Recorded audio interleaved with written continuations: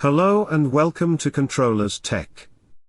In the previous video of the STM32 Modbus TCP series, we saw how to work with coils. The STM32 was configured as a Modbus TCP server, and we used a client to read and write coil data. We also saw how coils can be read and modified from an external source like the web UI. Today we will continue with the same series, and see how the STM32 handles function codes related to holding registers. The STM32 is still acting as the Modbus server, and the client will now be able to read and write holding registers. We will also see how to use the web UI to view the current values stored in the registers, and how to modify those values directly from the interface. Before we get into the video, let's go over the function codes we will be using today. There are 3 of them. Function code 0x03 is used by the client when it wants to read one or more holding registers from the server. Function code 0x06 is used to write or update a single register. And function code 0x10 is used by the client to write multiple registers at once. Unlike coils, which are single-bit values, holding registers are 16 bits in size. We will create a database inside the STM32 project in Cube IDE, and the client will access this database by sending the appropriate Modbus TCP commands. We will also be able to view and modify this database directly from the web UI, just like we did with the coils in the previous video. I will continue using the Mongoose networking library for this video as well. Let's first go over what Mongoose is and why we are using it. Mongoose is an open-source networking library, built for embedded systems and IoT devices. It is written in C, and is very lightweight, which makes it a great fit for microcontrollers like the STM32, where memory and resources are limited. One of the things that makes Mongoose stand out is the range of network protocols it supports. It includes HTTP, HTTPS, WebSocket, MQTT, and Modbus TCP, among others.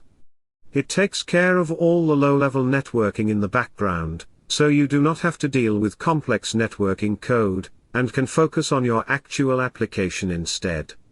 Mongoose is also used by some well-known companies in the industry, including Siemens, Texas Instruments, Renesas, Samsung, and Bosch. The fact that these companies trust it in their products says a lot about how reliable and production-ready this library is. For this series, Mongoose is a natural choice. It gives us a straightforward way to set up a Modbus TCP server on the STM32, without having to build everything from the ground up. Now that we understand why we are using Mongoose for this series, let's open the Web UI wizard to set up the interface for this project.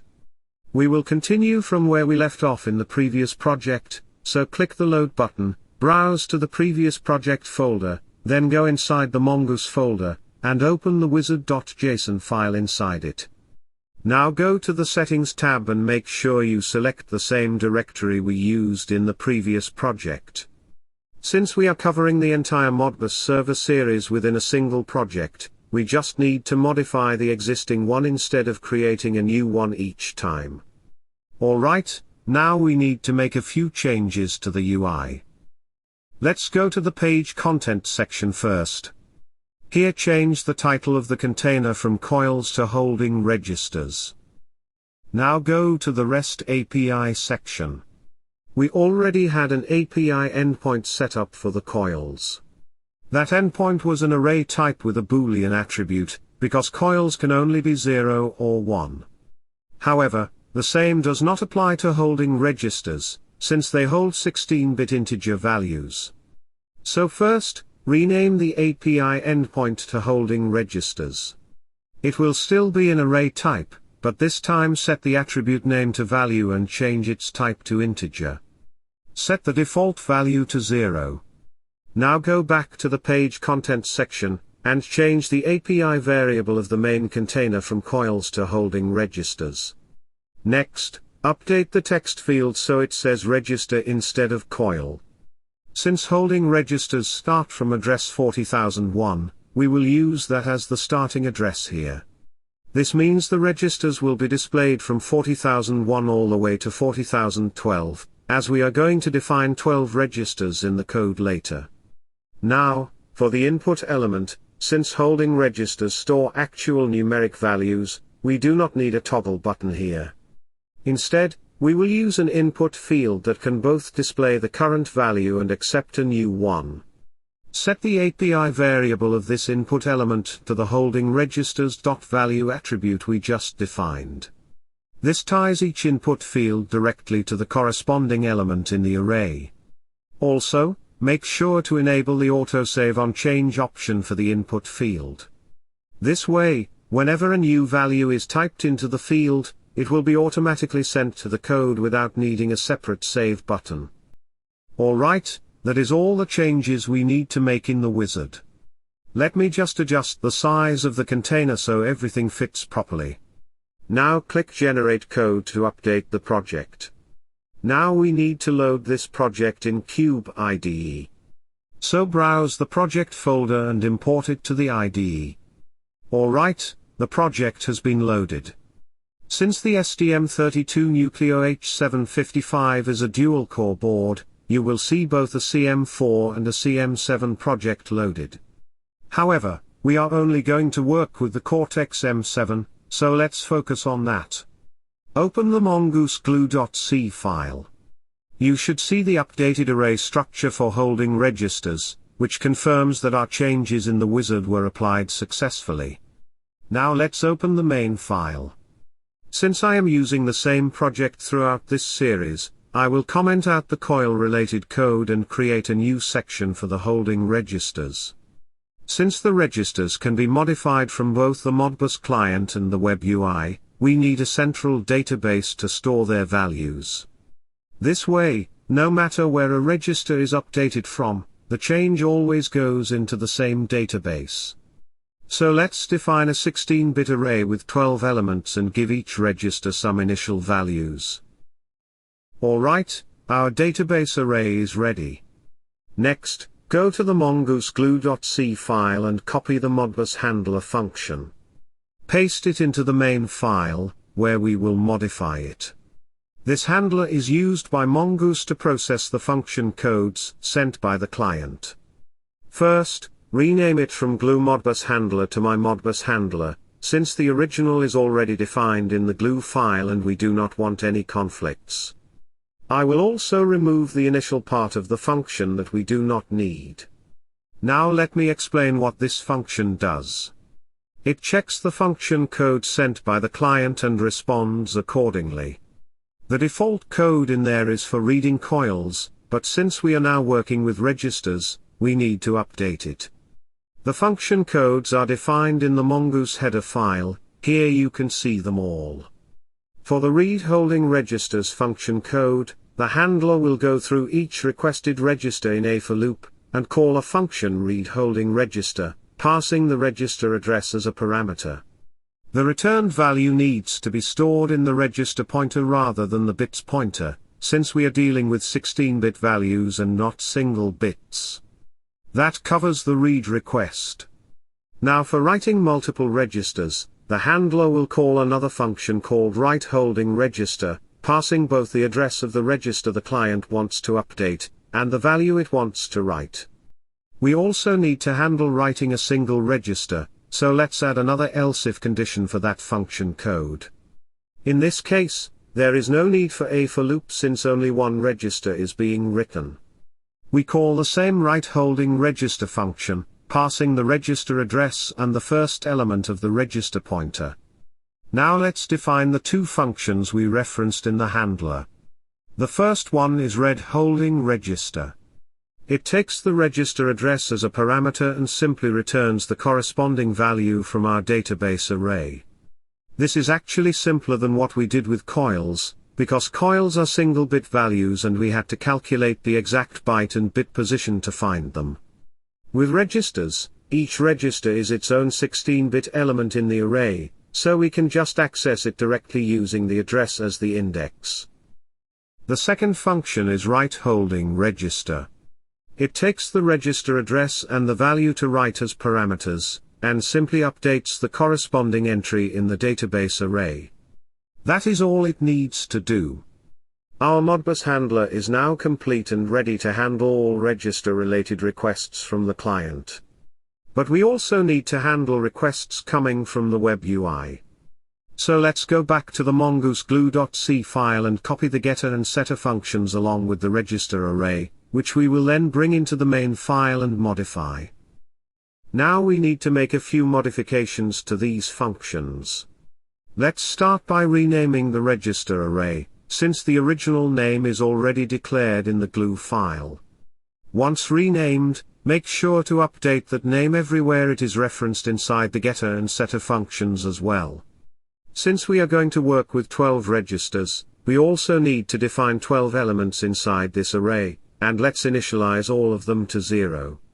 Now rename the getter and setter functions as well, since their original versions are already defined in the glue file and we want to avoid conflicts. The getter function is called by the web UI whenever it wants to fetch the current values of the registers to display them in the input fields. This function first calculates the array size and performs a size check.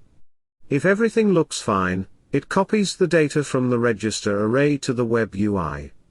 Now, before that copy happens, we need to make sure the register array holds the latest data from our holding registers database. So right before the copy, we will update the respective element of the register array with the current value from the database. This way, the web UI always receives updated values. The setter function is called by the web UI when the user types a new value into one of the register input fields. This function also performs a size check first, and if everything is fine, it copies the new value from the web UI into the register array. After that, we need to push that updated value into the holding registers database as well, so we call write holding register and pass the updated value to the correct position in the database. That is all the code we need to write. Now go to the main file to register our custom handlers. After the Mongoose initialization function, we call Mongoose set Modbus handler to register our custom Modbus handler. This is already done from the previous video, so no changes are needed there. Next, we need to register the custom getter and setter functions for the holding registers API endpoint, so let's pass in both of the functions we just defined.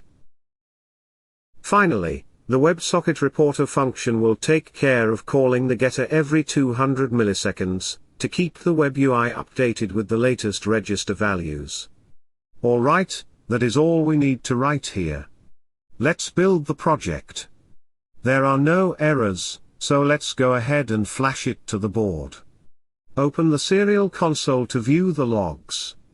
You can see the library has initialized successfully and we have obtained an IP address. In this case it is a static IP, but if you are using DHCP, you will still see an IP address appear here. Now let's open that IP address in the browser.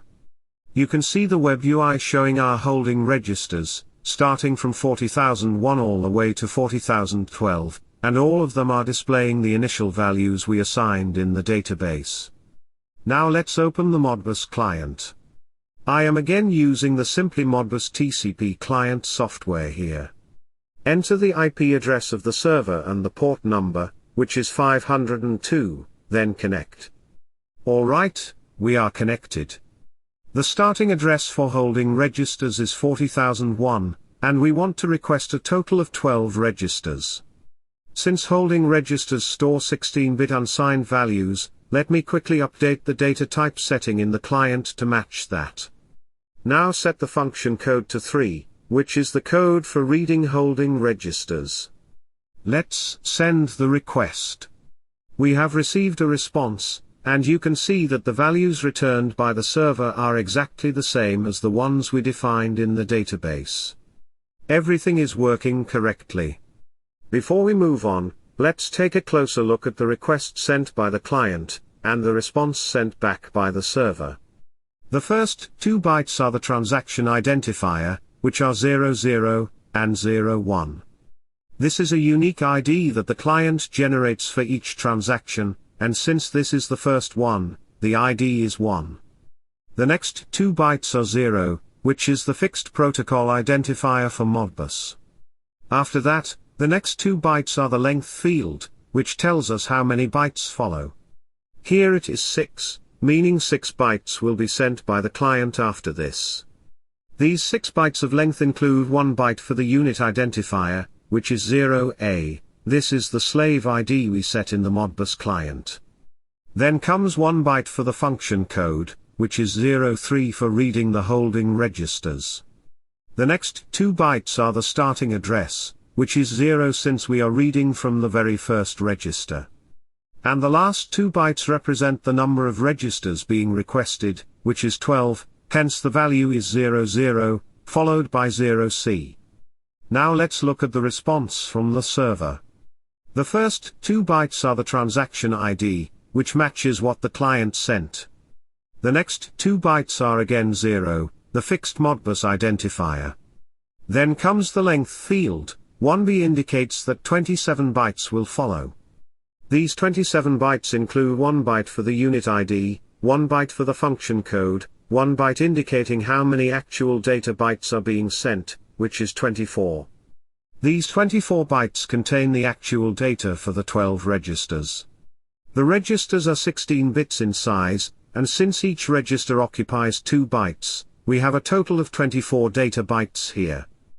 Now let's write some data to the holding registers. To do that, we need to open a separate write window in the Modbus client.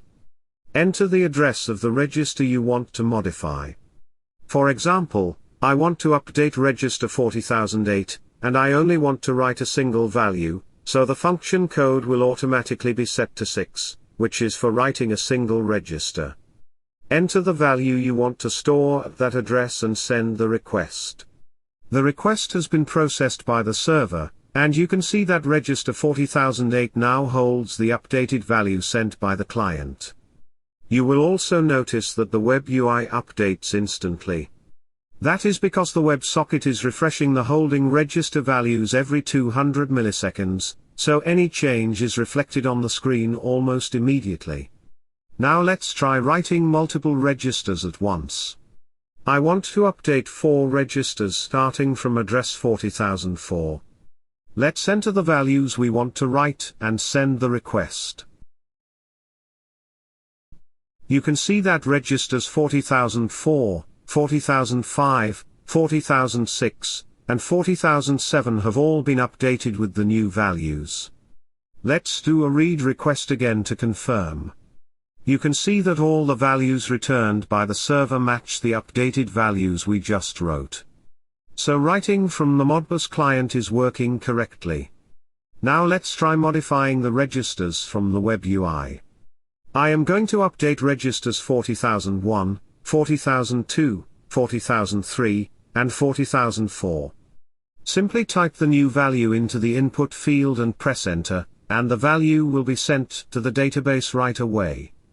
Now if we send a read request from the client, you can see that the updated values are returned by the server. This confirms that the web UI is also able to modify the registers successfully. So everything worked as expected. We saw how to configure the STM32 as a Modbus TCP server, capable of handling holding register operations. The Modbus client was able to read and write both single and multiple registers using function codes 3, 6 and 16. At the same time, the web UI was also able to display and modify the register values in real time, with both sources always staying in sync through the shared database. In the next video, we will move on to input registers. This time I will also connect some physical hardware like an ADC, and the client will be able to read the live values coming from those devices. That is all for this video. You can download the project from the article linked in the description below. Leave comments in case of any doubt. Keep watching and have a nice day ahead.